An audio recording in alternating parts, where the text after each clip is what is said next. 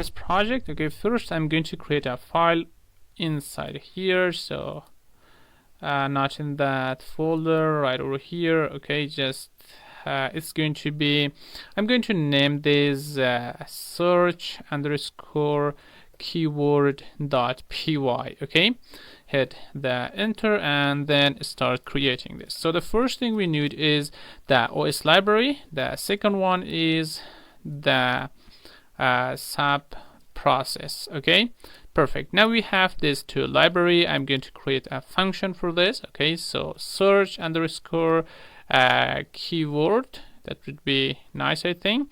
And in here we need two things as argument. The first one is going to be the keyword, the other one is going to be the folder path. Okay, so we provide this two thing, and this will allow me to go inside this folder and search for some file, and inside the file search for some keyword. Okay, so I'm going to use try and exception here, try and except. Okay, so let's use try, and down here first let's go with files. Okay, so files is going to be equal to I'm going to use a thing for loop here, okay, to list the directories and actually searching for a file that ends with .txt file, because our files, you see file.txt, it ends with text, and maybe inside this folder we have more data, okay, more files that some ends with something else, but any file that ends with .txt, we are going to find that and start searching inside that kind of file. Okay, so I'm going to use if for if in os dot list dir. First we are going to list the directory. Which directory? Okay, you know that we have the folder path, so I'm going to list all the directory that is inside the folder path. And I'm going to use an if condition here. If this ends with, okay, ends end, okay, ends with something. What is that? .txt.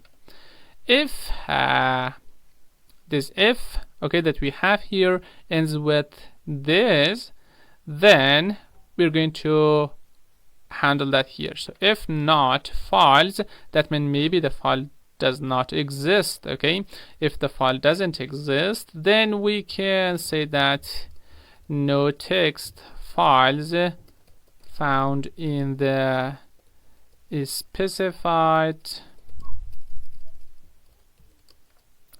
folder. Okay, so after that we need to use return here, and after that again I'm going to use another a for loop here. So it's going to be for file in files. Okay, so we have the files here. Okay, we're getting the files in here in this line, and in here I'm going to use a for loop to go through that file and search for the thing that I am searching for. So the first thing we need to provide the file path. Okay, so file path is equal to os.path.join, and then provide the folder path, okay, comma, and then the file. So after that is provided the file path, we need a result here. So the result is going to be equal to the sub process. Okay, so here it is, .run, and in here we need to provide the command that we want, okay, for searching the thing we want, okay, for some keyword. So what was the command? Okay, you remember it from previous video. It is grep, and then the other one is -i, and then we need to provide a keyword. Okay, so here I'm going to add the keyword. The keyword will be coming from here. Okay, and after that we need the file path, which is the folder path. Okay, so here I'm going to add the file underscore path, where this file path came from. That comes from here, that we are searching inside the folder path. Folder path comes from here. Later we will provide that, or maybe we will ask the user to enter that. The next thing we need to add the capture output, and it's gonna be true. Okay, and the next thing is going to be the text. Text is also equals to true. So perfect. We need another thing. Okay, this one is going to be the occurrence. Okay, maybe the keyword that we are searching for is inside the file or not. If it does, then we need to handle that. Okay, so it's gonna be occurrence. Okay, this is equal to result, we have it, dot std out dot strip. This strip will remove any extra space from the end of each line. Then I'm going to split this with a \n. Okay, backslash, where is the backslash? Okay, \n. My keyboard is kind of different. I don't know where is the backslash.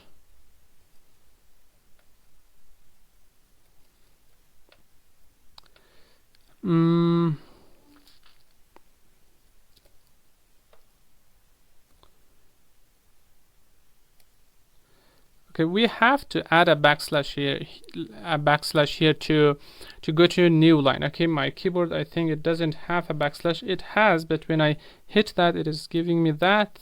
There's a little bigger or smaller and greater, so it's okay. I'm not going to add a new line. Okay, so I will add something like this. Okay, later if I find that, so that's okay, I will be adding that. Okay, don't be worried about that. My keyboard is kind of weird right now. And the next thing, we need to print this. Okay, so I will use a print statement here, and here let's use, again, we need to use a backslash, and here maybe, okay, I will not use that. Okay, again, so let's add some kind of text here. So it's gonna be occurrences of the keyword. Okay, so in here just use a single quote. Okay, let's format this so we can use the keyword inside the string. So add an if here to format this, and here I'm going to use this parenthesis and add the keyword.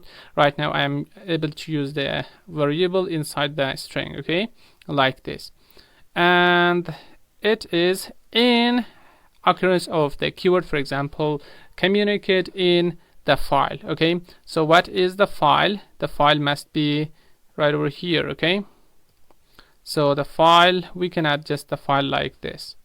So I think it looks nice, and let's use one of this and finish. Okay, and also let's use another for loop here and use occurrence.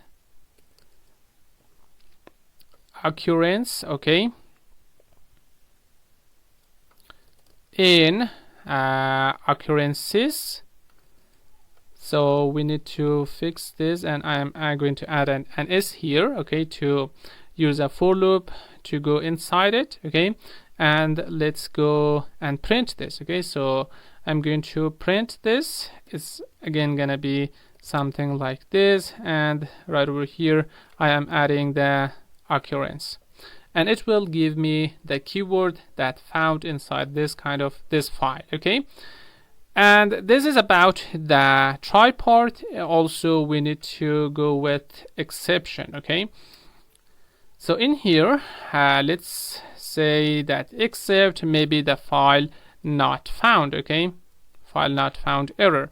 So if the file doesn't exist, or if the path is somehow wrong or incorrect, then we need to say that folder not found. Let's say that please provide a valid folder path, and that is it. Okay, that's all you need. Now we need to provide two things. Okay, one of them is the keyword. Maybe you're providing with it within your script, or maybe you're asking the user to provide it. So in this case, I'm going to ask the user to provide it or enter the keyword and also the folder path. So I'm going to create a main function here. The first one is the keyword. Okay, so keyword is equal to input, and here let's say that enter the keyword to search. Okay,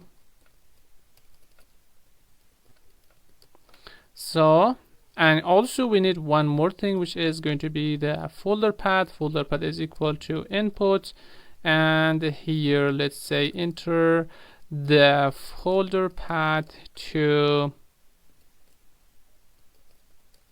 search in. And also we need to call the function that we created right over here. You see, we have search keyword. Okay, I'm going to call this function, and inside here I need to give the keyword and also the folder path, and we are finished. Okay, and finally we need to use if name is equal to main, then we can run this. Okay, that is it. So I'm going to save this, and now it is time to run the program. Okay, so I will use cd clear this screen, and I'm going to use Python. What is this? It is search keyword.py. So what is the keyword that you want to search? Okay, it's gonna be communicate. Okay, communicate. So hit enter, and also enter the folder path to search in. So the folder path, I'm going to copy the path for this folder. Okay, and I'm going to paste it here. So this is the folder path. Okay, I'm going to hit enter, and you see that it search communicate. Okay, and it gives me something. Okay, it is telling me that occurrence of communicate in the in file.txt. Okay, so it found the file.txt, and it is giving me a thing. Okay, you see that we have one communicate here and the other one which is in here. Okay, actually it is giving me the whole text. What if I don't give it? Okay, what if I don't provide some word that doesn't exist here?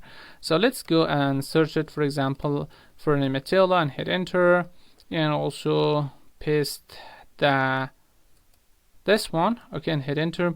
You see that it doesn't give you anything at all. Okay, so it is how we can use this subprocess keyword, okay, to get some kind of new thing.